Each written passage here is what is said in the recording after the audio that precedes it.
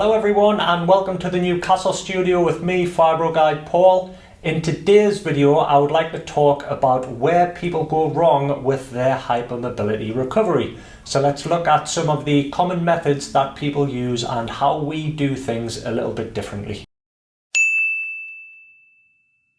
So the traditional method when people try to get themselves better from hypermobility is normally physiotherapy, which will encourage you guys to strengthen the musculature around the joint in an effort to stop that joint from kind of subluxing or dislocating.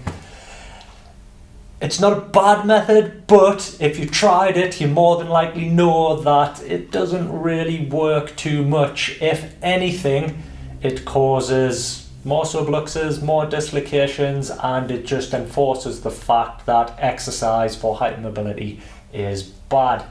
So we take a slightly different approach to this. Eventually, yes, we do need to get you to a point where you use strength and stability training to stop these joints from popping out and doing all kinds of funky things.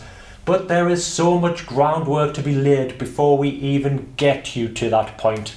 If you guys check out our hypermobility pyramid here, you will see on the keystone right at the bottom is cortical mapping. Now, many of you will not be familiar with the concept of cortical mapping.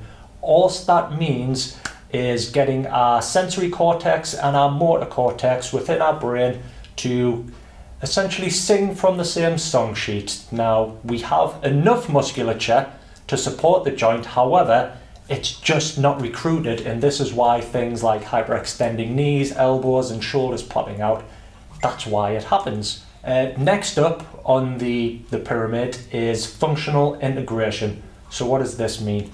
In your newly mapped joints, we then have to transfer that mapping to everyday living or functional integration.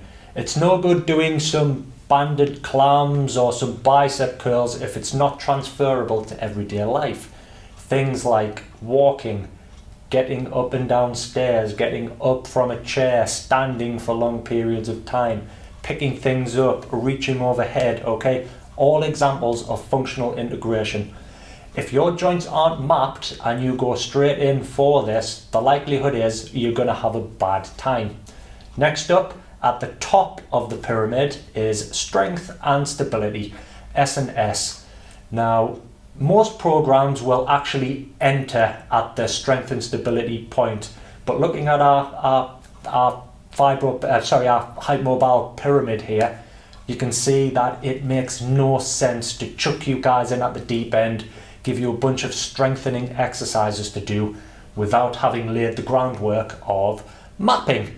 So once we've got you mapped, functionally integrated, you're fairly comfortable living in everyday life, this is where the exciting stuff starts to happen.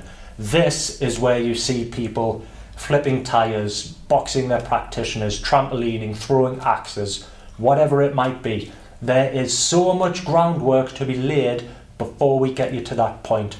So if you have tried things like physiotherapy, Pilates, yoga, all of this stuff that's designed to exactly that, strengthen and stabilize the joints, but you find it does the exact opposite and you sublux and dislocate, check out our blog on mapping, which can be found under rib subluxations. And if you feel like you want to learn more about this, please get in touch with one of the practitioners via the page. All the best from me, guys. I hope that's explained a little bit as to how we do things, and it's lit that spark and it ignited your own recovery story. See you guys later. Bye.